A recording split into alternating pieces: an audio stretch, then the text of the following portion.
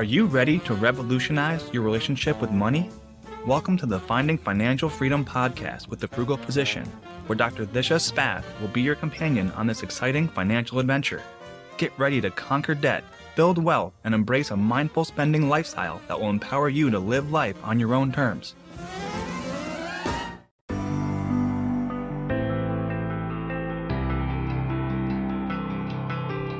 Are you looking for alternative investments in tangible assets that help you build and protect your wealth while empowering your financial future?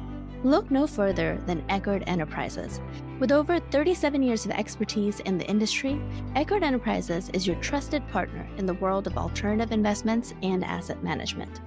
They have a track record of success with more than 1,300 investors on board and over $700 million in capital invested in tangible assets. Their specialty lies in offering immediate cash flow opportunities through mineral rights investments, so that you don't have to wait decades to see your investments pay off.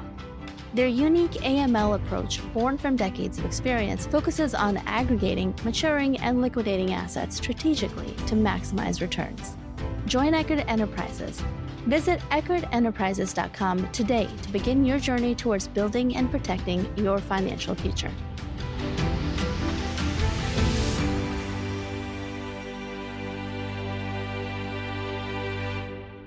Hello, and welcome to Finding Financial Freedom with the Frugal Physician. I'm your host, Dr. Spath. What a treat it was to have Christine Benz on from Morningstar. She's truly an expert in the field of personal finance. She co-authored Morningstar's State of Retirement in 2023 along with Amy Arnott and John Reckenthaler. She brought up so many great points that were made in that report, and I want to take a little time today to fully digest all this great information and provide some background for our listeners. Each year, Morningstar publishes a state of retirement income. If you remember the Trinity study that is the basis of the 4% withdrawal rate that we use to calculate our financial independence number is based on looking backward at historical data on how the market performed in the past. This Morningstar report provides forward-looking guidance considering current and projected yields, valuations, and inflation from the Morningstar Investment Management team. They use the Monte Carlo simulations to project how portfolios with different asset allocations would perform in a 30-year period. A Monte Carlo simulation is a mathematical tool that financial advisors use to predict the probability of a variety of outcomes when there are many potential variables present that might affect the outcome. That data is used to seek the highest possible withdrawal rate and strategy with a 90% success rate, which means that at least 900 of the 1,000 trials funded the spending requirement of the retiree throughout the 30-year period without running out of money. They assume a total return approach to the portfolio, meaning that the income comes not just from the income of the portfolio, but may also use the starting principal of the portfolio. So they're not trying to get the highest value of the portfolio, though the ending balance for the median trials still ended up being pretty high. As you know, the safe withdrawal percentage that they came up with this year mirrors the backward-looking recommendation of the Trinity study, which was 4%. This is slightly higher than last year's projection of 3.8%, largely due to the rise in bond yields. The asset allocation that produced this result was 40% equity, or stocks, and 60% cash and bonds. The highest income came from rather conservative portfolios that only had 20 to 40% in equities. That's because the base case assumes a steep 90% success rate and assumes the investor's spending needs are inflexible.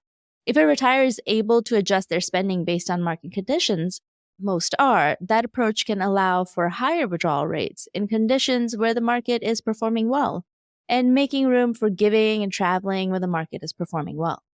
The Morningstar analysis tested 4 commonly used flexible strategies, and let me elucidate those a little bit more. The base case that is not flexible assumes an upward inflation adjustment to the income every year. So basically, you calculate the 4% withdrawal that you would get from your starting portfolio, and then you add an inflation adjustment to that number every year. Not 4% of the total portfolio value every year, but just adjusting for inflation, and they used a number close to 2.9 for inflation. So the first flexible strategy foregoes that inflation adjustment each year in a down market to preserve capital in down markets. So again, we're just taking away that 3% upward adjustment for withdrawals. This strategy cuts real spending, but can allow for a higher starting withdrawal rate, around 4.4% for a 40% equity portfolio, and results in a healthy portfolio value. The second method ties the withdrawal to the required minimum distributions required by the IRS. The RMS method, that's called, calculates the RMD as portfolio value divided by the life expectancy as defined by the IRS. Because the remaining portfolio value can change significantly depending on the market conditions, there is substantial volatility to cash flows and ends up with a lower portfolio value than other methods. The RMD method may be good for people that can cover most of their living expenses from other sources of income, such as Social Security and pensions, and they can handle that volatility coming from the RMD method. The third method is the guardrail system developed by Jonathan Guyton and William Klinger. This method sets an initial withdrawal percentage, then adjusts subsequent withdrawals based on portfolio performance and the previous withdrawal percentage. So when the portfolio is performing well and the market is trending upwards, and the withdrawal percentage now falls below 20% of its initial value, the withdrawal amount for that year increases by the inflation adjustment plus another 10%. In markets that are not performing well, the retiree cuts the withdrawal by 10%. So the examples of calculations are in the State of Withdrawal Report 2023 published by Morningstar, and that is available for free as long as you provide them an email. So if you're interested in the strategy and the math behind it, go ahead and check that out. This method supports the highest starting safe withdrawal rates across most asset allocations. So you can go all the way up to 4.9 to 5.2%.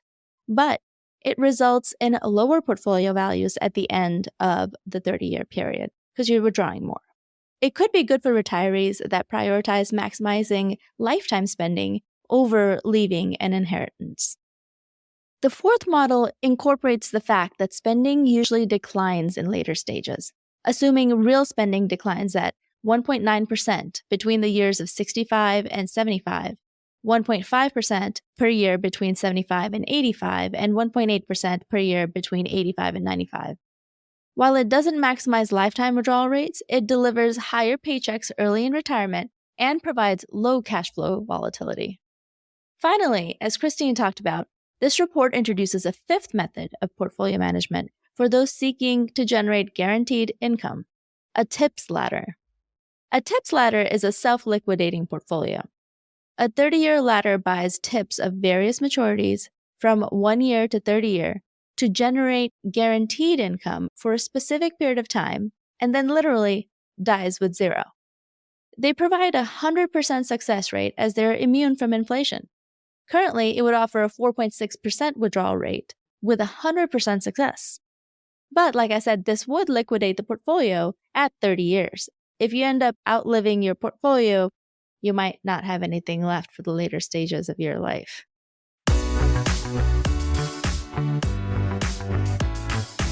Have you ever considered what would happen if one day you couldn't do your job anymore? I'm Dr. Disha Spath, the founder of The Frugal Physician. I'm teaming up with Dr. Stephanie Pearson, CEO of Pearson Rabbits, for a must-attend webinar that addresses this critical question.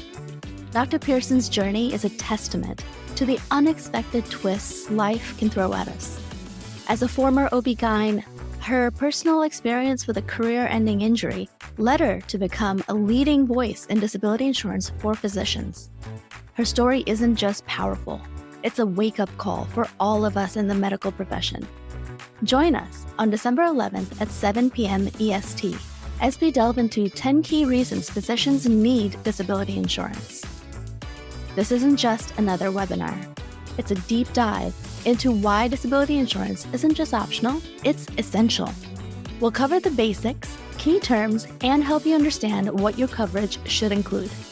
More than that, we'll share insights on how to navigate potential roadblocks and highlight the critical timing of obtaining this insurance. Don't let uncertainty dictate your future. Secure your seat now and take the first step towards safeguarding your career and your family's well-being. Click the link in the description to sign up. See you there.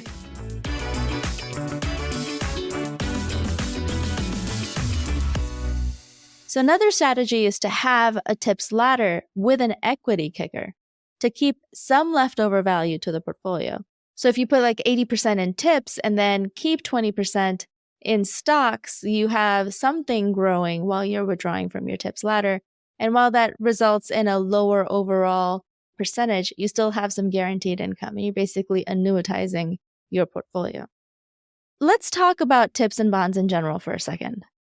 Bonds are loans that you give to an entity that is guaranteed to be paid back with a certain interest rate. Thus, bonds are generally considered a stabilizing force in a portfolio. While they have their own risks, they're not risk-free. They generally provide less volatility than stocks. There are four major kinds of bonds: corporate bonds, municipal bonds, treasury issues, and government agency securities. Corporate bonds are issued by corporations that need additional funds that can be purchased individually or in bundles like index funds. Their yield is affected by creditworthiness of the corporation, current yields of bonds, demand for bonds, and the call features of the bonds. These bonds are rated for their creditworthiness, with a AAA being the best, then AA, then A, then BBB, and then junk bonds. Municipal bonds are issued by state and local governments to fund local projects. They can be tax-free, but generally offer lower yields. They can be useful to generate tax-free income for high-income professionals, but some are subject to the alternative minimum tax. Government agency securities are pools of mortgage-backed securities that fluctuate with mortgage rates. These include Ginnie Mae, Fannie Mae, and Freddie Mac securities. And finally, there are Treasury-issued bonds, and that's what we've been talking about. These are Treasury bills, Treasury notes, and Treasury bonds that are issued for 1 or greater than 10 years of maturity. And then there are TIPS, or Treasury Inflation Protected Securities, that offer a fixed rate of return set by the market, not the Treasury, every 6 months until they mature. As inflation increases, instead of yield increasing, TIPS increase the principal. Thus, the set interest rate then resets in an increased payment. So TIPS offer a real rate of return that's adjusted for inflation by adjusting the principal. That's in contrast to a corporate bond. A corporate bond, on the other hand, offers a nominal rate of return that maintains a fixed face value until maturity. So if you're getting 5% return on a corporate bond, but inflation is 3%, your real rate is actually 2%. Another good thing about TIPS is that if inflation goes down, the government guarantees that investors will never receive less than the original face value of the bond at maturity, so it's protected from losses. You should be aware that TIPS can get phantom income. That inflation adjustment of the principal is taxable income in the year that it happens, even though you don't actually get the money from the bond until it matures. So it's best held in a tax-deferred account. TIPS can be bought in the form of a fund, which is nice. And like Christine mentioned, there's no limit to how many TIPS you can buy, so you can park some significant funds here. As previously mentioned, building a TIPS ladder with maturities terms that end in subsequent years is a way to get some guaranteed inflation income protection in retirement. Another category of bond offering from the Treasury are U.S. savings bonds. These include I bonds and EE bonds. I bonds are another way to protect your portfolio against inflation. They earn both a fixed rate of interest and an interest rate based on inflation. The rate is reset twice a year. The principal does not adjust for I bonds. The current rate is 5.27%, which includes a fixed rate of 1.3%. Since inflation was so high the last couple of years, their interest rates was past 8% for a little while, which is why they got so much attention in the personal finance circles. But, as Christine mentioned, the amount we can put in these bonds is limited to 10% per tax filing entity, plus $5,000 in paper bonds per entity bought with a tax refund. Plus, these bonds must be purchased at treasurydirect.com and aren't sold in funds. Also, they have a 1-year minimum holding period. They can be sold between years 2 and 5, but you'd lose the last 3 months of interest if you do so. They can be held tax-deferred for 30 years, at which time the gain is taxed at ordinary tax rates.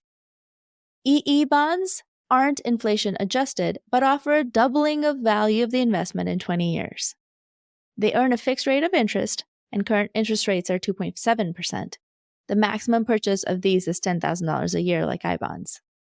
The sources of this information include Morningstar's State of Retirement Income Report, the Boglehead's Guide to Investing, Investopedia, and treasurydirect.gov. I have compiled all of this information for you in my favorite way to summarize dense information, a flowchart cheat sheet, which is available for download on our website at www.thefrugalphysician.com. I hope this episode and Christine Benz's episode have helped you get a better grasp on what spending in retirement might look like. Thank you for listening and sharing this podcast with your family and friends. And most importantly, thank you for what you do in providing healthcare to your communities. Your work is valued, and we are here to show you how to achieve the financial security you deserve. Now have a great day and stay frugal, y'all. For more information about alternative investments and asset management, visit EckerdEnterprises.com. And remember, Eckerd Enterprises is your gateway to tangible assets and lasting financial success. Contact Eckerd today. The content shared on this podcast should not be taken as individualized financial advice. We are here to share our knowledge and experiences, but it is crucial to consult with professionals such as accountants, financial advisors, or attorneys who can provide personalized guidance based on your specific needs.